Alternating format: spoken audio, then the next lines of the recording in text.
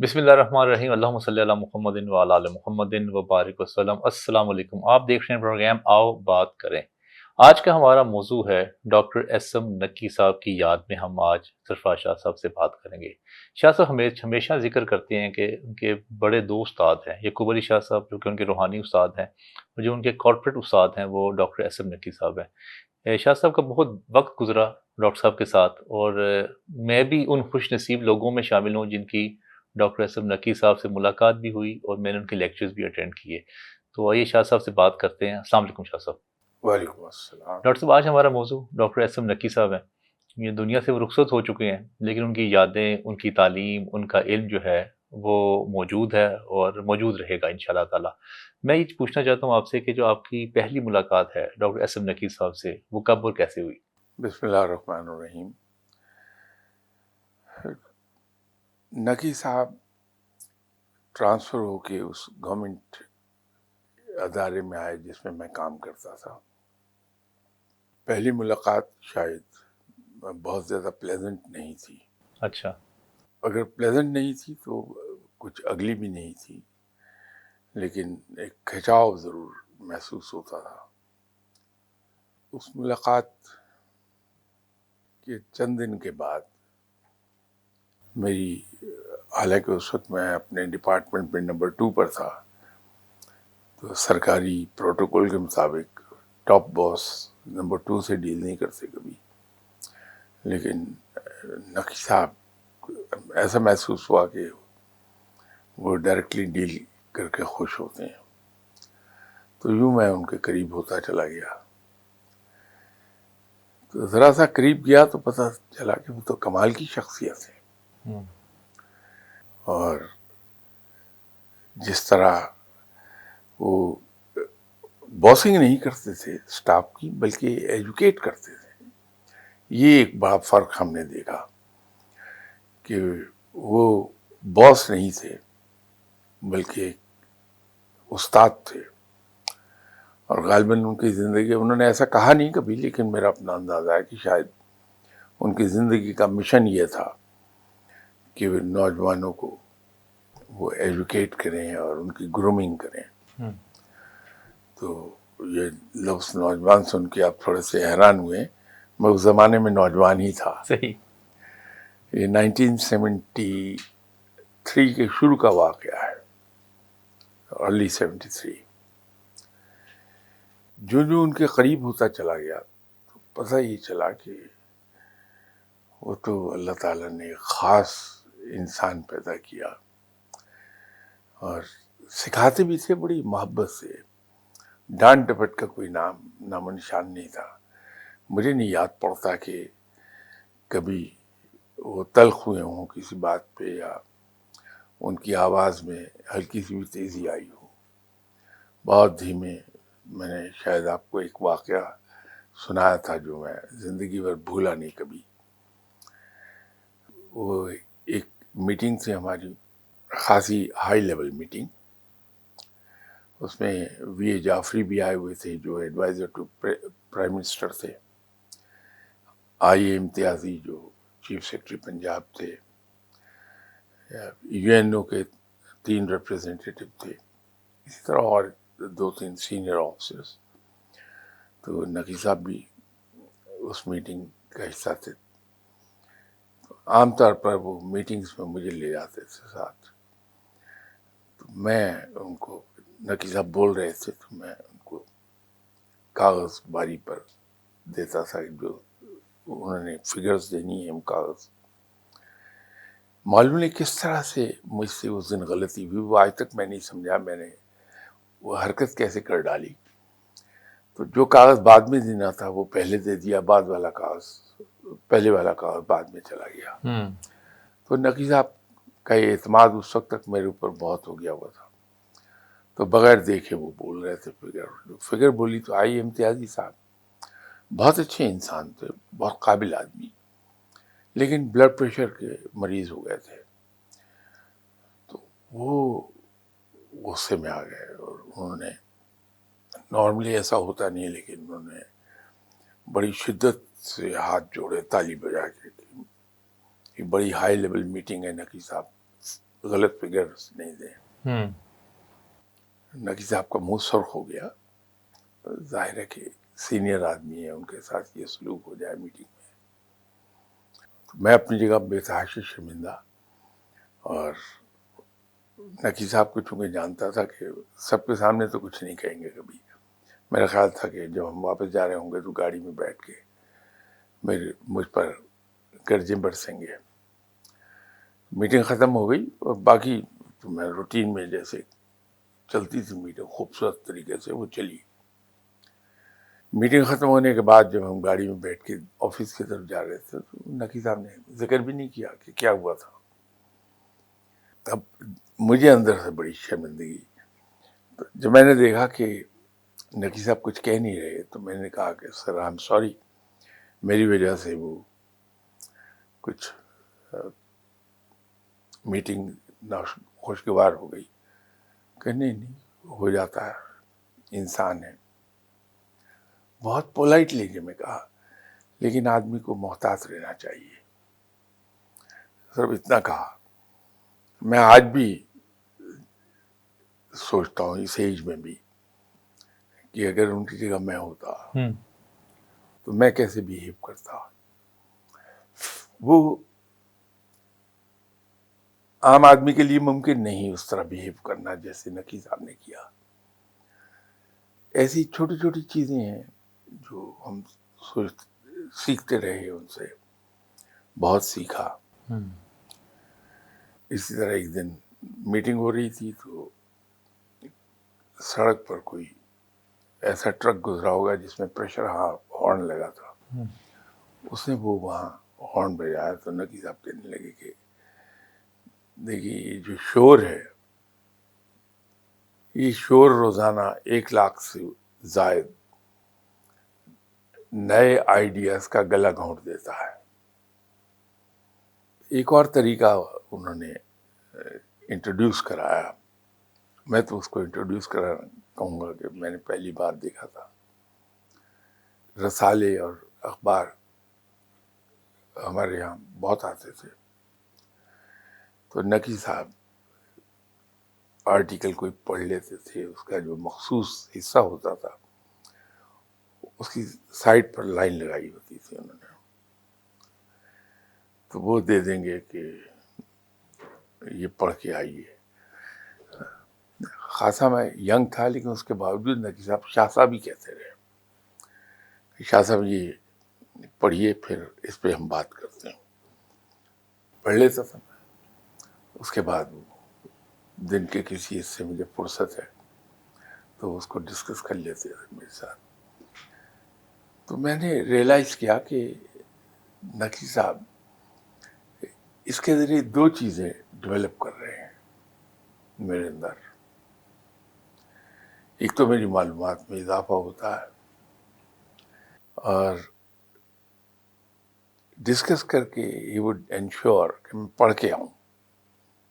تو میری reading habit develop کر رہے تھے. مجھے کھلی چھٹی تھی کہ میں جو کتاب چاہوں گورنمنٹ ایکسپینس پہ خرید لوں. تو وہ ڈسکس کرتے رہتے تھے. اس طرح سے ہمارا لرننگ پروسیس بڑا تیز ہو گیا.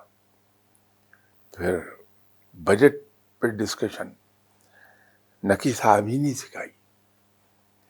وہ پتہ لگا کہ انٹریکیسیز آف بجٹ کیا ہوتی ہیں. تو انسٹرکشنز یہ تھیں کہ جو نئے فسکل ایئر کا بجٹ اناؤنس کرے گی گورنمنٹ، آپ ٹیلی ویژن پہ اس کو پورا سنیں گے. نیکسٹ ڈے پھر ڈسکس کرتے تھے. تو یہ ان کے کچھ ایسی چیزیں تھیں، بہت کمال کی چیزیں. ویسے کتابیں لکھنے کا ڈاکٹر صاحب کو بڑا شوق تھا، اور وہ بہت بڑے پاکستان میں پریچر تھے کہ جو بچے ہیں، جو اسٹوڈنٹس ہیں، وہ اپنا کاروبار کریں. اور انہوں نے انٹرپرینورشپ پہ بھی کتابیں لکھی. لکیلی ویسے میں نے اپنی زندگی میں جو انٹرپرینورشپ کا ورڈ سنا تھا وہ ڈاکٹر اسم نقی صاحب سے سنا تھا. اور پھر جو گورنمنٹ جاب ختم ہونے کے بعد بھی پھر انہوں نے اپنی کمپنی بنائی، جبکہ گورنمنٹ جاب کے بعد تو لوگ ریٹائرمنٹ لے لیتے ہیں. جی. اور پھر وہ آخری لمحے تک ٹریننگز دیتے تھے، مختلف یونیورسٹیز میں جاتے تھے، مختلف کارپوریٹ سیکٹر میں جا کے ٹریننگز دیتے تھے، اور بڑے خوشگوار ماحول کے ساتھ وہ اپنا نقی صاحب میرا خیال ہے شاید 78-79 میں ریٹائر ہو گئے تھے، کیونکہ ہمارے پاس سے تو ان کی ٹرانسفر ہو گئی تھی ارلی 75 میں، اور ٹرانسفر ہو کے چلے گئے. اور کتنا وقت آپ کا ان کے ساتھ گزرا؟ یہ میرا خیال لٹل اوور 2 ایئرس. 2 ایئرس. ٹھیک. تو ٹرانسفر ہو کے پھر چلے گئے. تو 78 یا 79 میں شاید، غالباً 78 تھا جب ریٹائر ہوئے ہیں. اس کے بعد پھر غالباً 84-85 میں اپنی کمپنی، جی. اپنی کمپنی تو شاید میں نہ کہوں، اپنے بیٹے الماس حیدر صاحب کو کمپنی وہ بنوائی اور انہیں گائیڈ کرتے رہے بڑا قربت سے. تو آخری میری ملاقات جو ہوئی وہ بڑی مزے کی تھی. وہ ابھی کچھ ہو گیا 3 سال شاید. میری ایک کتاب تھی تو میں نے اظہار تشکر کے طور پر وہ کتاب ڈیڈیکیٹ کی نقی صاحب کو. تو ظاہر ہے کسی بھی انسان کے لیے تھوڑی سی یہ حیرت انگیز بات ہے کہ ایک آدمی جس کا میں باس تھا 75 تک، وہ 2019 میں ایک کتاب کو منسوب کر دے اور بارہا اور بہت موقعوں پر ٹیلی ویژن پروگرامز میں بھی اور لیکچرز میں بھی ایس ایم نقی صاحب کو میں ذکر کرتا رہا. میرے نزدیک تو یہ حق ہے نقی صاحب کا جی. کہ اگر میں نے ان سے سیکھا، بہت کچھ سیکھا، تو اس کا اظہار کیا جائے کہ مجھے کس آدمی نے سکھایا اور کس آدمی نے مجھے پیٹرنائز کیا. ورنہ گورنمنٹ میں کون کرتا ہے کسی کے لیے. تو میں اظہار تشکر کے طور پر اکثر جگہوں پر جہاں کوئی موقع آ جائے تو ایسم نقی صاحب کا ذکر ضرور کرتا تھا. لیکن میرا خیال ہے وہ ظاہر ہے اس طرح بچکانہ اور لو لیول پروگرام تو نہیں دیکھتے ہوں گے. تو وہ جب کتاب میں نے منسوب کی تو I made it a point کہ میں نقی صاحب کی خدمت میں پیش کر دوں. تو پھر انہوں نے مجھے پیغام بھیجا. تو ہم دوپہر لنچ پہ جم خانہ میں ملے. تو وہ لاسٹ میری ملاقات تھی. بیگم صاحبہ ساتھ تھیں، صحت مند تھے اس ایج میں بھی ماشاءاللہ، بہت صحت مند. صرف یہ تھا کہ شاید وہ گر گئے تھے تو ٹانگ پہ چوٹ لگ گئی تھی، اس چوٹ کی وجہ سے. ادروائز تو اسی طرح ایکٹیو اور صحت مند بہت. یہ شاید ان کے بارے میں ہم کہا کرتے تھے کہ بہت ہی پائس آدمی ہیں. جب ہمارے باس تھے اس وقت بھی 2 باتیں ہم جب آفیسرز اکٹھے بیٹھتے تھے تو نقی صاحب کے بارے میں 2 باتیں ضرور ہم کہتے تھے کہ انتہائی پائس آدمی ہیں، اور دوسری بات یہ ہے کہ نقی صاحب ایمبیسڈریل جاب کے لیے بنے ہیں. ان کے اندر وہ تمام صلاحیتیں تھیں کہ اگر وہ پاکستان کو ریپرزینٹ کرتے، جی. بہت اچھا ریپرزینٹ کرتے.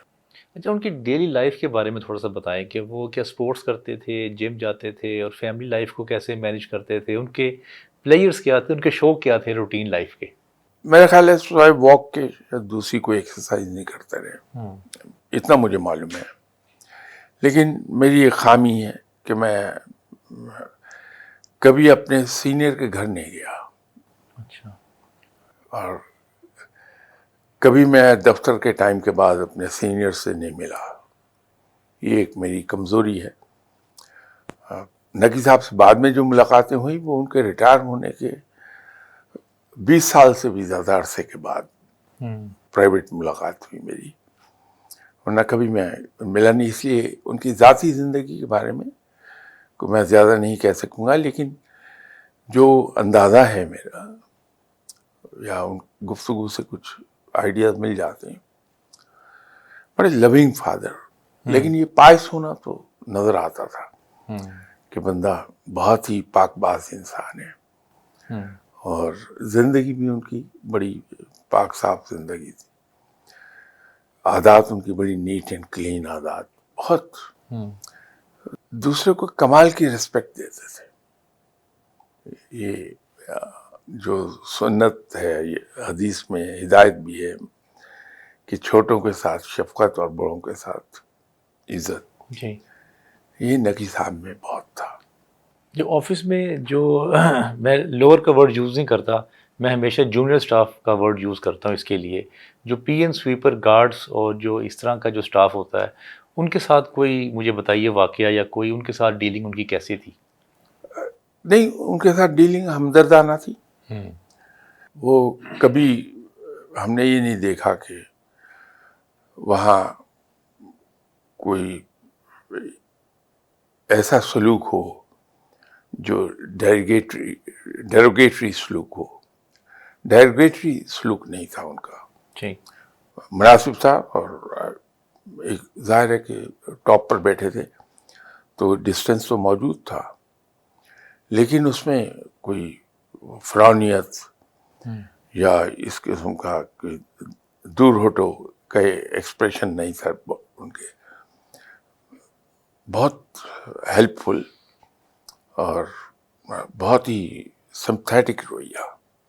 اچھا، ویسے شاہ صاحب میری جتنی ملاقات ہوئی ہیں، میں نے کبھی بھی ان کو روتے ہوئے نہیں دیکھا. حکومت کے اوپر کوئی لان تان کرتے ہوئے میں نے کبھی نہیں دیکھا ان کو آج تک.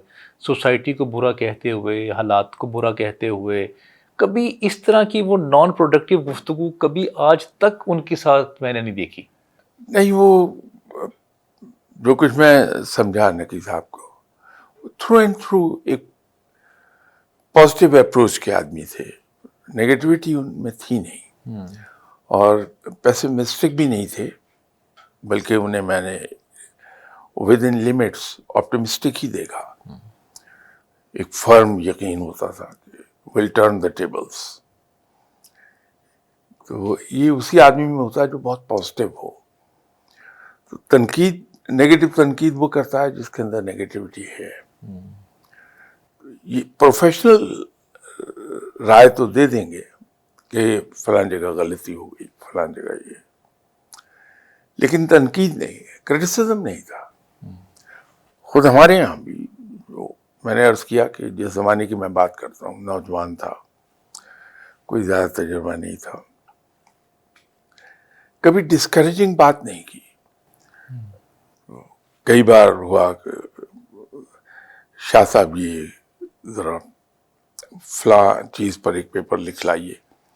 اب اپنی طرف سے میں نے تو بڑا کمال کا پیپر لکھا، لیکن اس میں ہزارہ غلطیاں ہوتی تھیں کہ نقی صاحب کے سامنے گیا تو انہوں نے اس کو لائن سے کر دینا کہ اس کو ذرا دیکھ لیجیے. وہ ایک بار کوئی وہ تھا، لکھا تھا پیپر، تو نقی صاحب اپنی طرف سے کچھ لکھ رہے تھے، تو میں نے ان سے کہا، میں نے کہا سر یہ آئی کے بعد کاما لگا کے اس کو آگے ایسے لکھ لیتے ہیں، کیا خوبصورتی سے. کہنے لگے شاہ صاحب ٹھیک ہے لکھ لیں، لیکن فکر کو توڑا نہیں کرتے. تو میں نے پلٹ کے کہا کہ سر یہ توڑنا تو نہیں ہے کاما لگا کے. جی. کہنے لگے فلو ٹوٹ جاتا ہے پڑھنے والے کا، وہ فلو نہیں ٹوٹنا چاہیے. تو اس ایج میں بھی، اور جبکہ میں بھی گورنمنٹ سروینٹ تھا، نقی صاحب بھی تھے، تو کون سکھاتا؟ بڑے پیار سے، بہت محبت سے. کبھی غصے میں دیکھا آپ نے؟ غصے میں یس. اچھا، دیکھا. ظاہر ہے انسان تھے، غصہ تو آئے گا، لیکن میں نے غصے سے شاؤٹ کرتے نہیں دیکھا. ان کے چہرے سے پتہ چل جاتا تھا کہ منہ سرخ ہو جائے گا، اندازہ ہوگا کہ غصہ آیا ہے نقی صاحب کو، لیکن اظہار نہیں ہوگا اس کا. الفاظ سے اظہار نہیں ہوگا، نہ آواز سے اظہار ہوگا. بڑی پیاری شخصیت تھی. کنٹرول، اس کا مطلب ہے کافی ان کو بہت اپنے ایموشنز، سیلف کنٹرول بہت تھا، فیلنگز پہ. اپنی ذات پر کنٹرول بہت شدید تھا.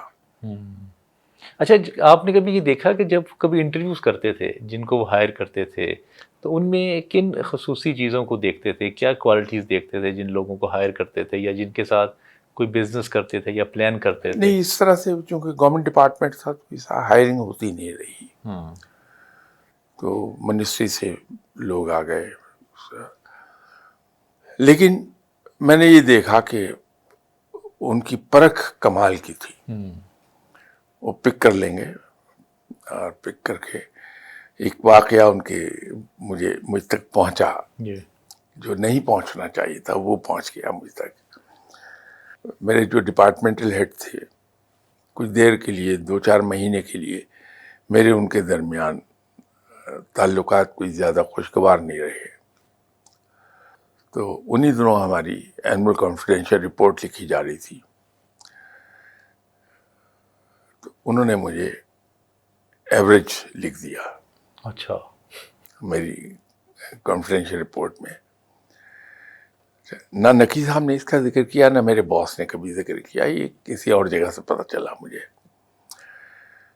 تو وہ جب اینول کانفیڈینشیل رپورٹ نقی صاحب کے پاس گئی تو باقی تو سب سائن کر دیے، تو میری رپورٹ پر دیکھا ایوریج ہے، تو روک لی. اور ڈپارٹمنٹل ہیڈ صاحب میرے علی اکبر صاحب تھے، ان کو بلایا اور ان سے کہنے لگے کہ علی اکبر یہ کیا ہوا شاہ صاحب، آؤٹ اسٹینڈنگ سے ایک دم ایوریج کیسے ہو گئے ہیں؟ تو انہوں نے کچھ کہا ہوگا جو مجھے نہیں پتا، کچھ کہا. تو انہوں نے کہا کہ یہ ٹھیک نہیں ہے، اس کو ٹھیک کر کے لاؤ. تو یہ خود تمہاری ذات پر ریفلیکٹ کر جائے گی بات کہ تمہارا نمبر 2 ہے وہ سڈنلی آؤٹ اسٹینڈنگ سے ایوریج پہ گر گیا نیچے، تو تم نے چیک نہیں کیا کہ کیوں ایسا ہوا ہے، تو اس کو ٹھیک کرو. تو وہ انہوں نے دوسرا فارم وہیں بھرا اور آؤٹ اسٹینڈنگ کر دیا. یہ ان کی اپنی ایک اسیسمنٹ تھی آدمی کے بارے میں، اور وہ ان میں سینس آف ہیومر بہت تھی. اچھا، کوئی واقعہ ہے تو ضرور سنائیے. ہمارے ایک صاحب تھے جو خاصے میٹنگز میں ناسٹی ریمارکس دے دیتے تھے بیسکل سے. خدا کا کرنا ایسا ہوا، اللہ تعالیٰ ہر ایک پہ کرم کرے، کہ انہیں برین ہیمریج ہو گیا، تو وہ لمبی چھٹی پر چلے گئے. وہ میرا خیال 1 سال کے بعد دوبارہ ڈیوٹی پہ آئے، لیکن ان سے وہ پریشر لیے نہیں گئے. ہمارے یہاں پریشرز بہت تھے، تو بیچارے پھر ڈاؤن ہو گئے. تو ڈاکٹر نے انہیں منع کر دیا. تو چونکہ میٹنگ میں ناسٹی ریمارکس دیتے تھے، تو ایک دن وہ کہیں گھر سے ایسے ہی ملنے کے لیے آ گئے، نقی صاحب سے ملے چلے گئے. تو میں اپنے جو میرے ڈپارٹمنٹل ہیڈ تھے ان کے ساتھ نقی صاحب کے پاس گیا اندر. تو میرے ڈپارٹمنٹل ہیڈ کو مخاطب کر کے کہنے لگے، وہ علی اکبر، وہ فلاں صاحب آئے تھے اور دوبارہ آنے کی دھمکی دے گئے. وہ اس طرح کا بڑا لائٹ مزاح ان کی طبیعت میں تھا. تو ایسا نہیں کہ بہت ڈرائی آدمی تھے، بالکل نہیں. اچھا، آپ کا کبھی ان کے ساتھ سفر کرنے کا ہوا اتفاق؟ کیونکہ سفر میں جو ہے وہ زیادہ استاد نہیں، سفر کرنے میں اتنے بزی تھے نقی صاحب کہ وہ سوال ہی نہیں پیدا ہوتا کہ کہیں جا سکیں. لیکن بس وہ local with in city in کے ساتھ 2-4 بار میں مختلف میٹنگز میں گیا، لیکن بہت مزے کے آدمی. اچھا، جو کتابیں انہوں نے لکھی وہ آفس جاب میں لکھی جب وہ گورنمنٹ میں تھے؟ نہیں، وہ ریٹائرمنٹ کے بعد لکھی. ریٹائرمنٹ کے بعد لکھی ساری؟ وہ بھی کافی دیر کے بعد. میں نے عرض کیا انہیں پڑھنے کا بڑا شوق تھا، ہر وقت پڑھتے تھے. وہ پھر اس کا لازمی نتیجہ یہ ہوتا ہے کہ اگر جتنا پڑھنے والا آدمی فرصت نصیب ہو جائے تو کتابیں ضرور لکھتا ہے پھر.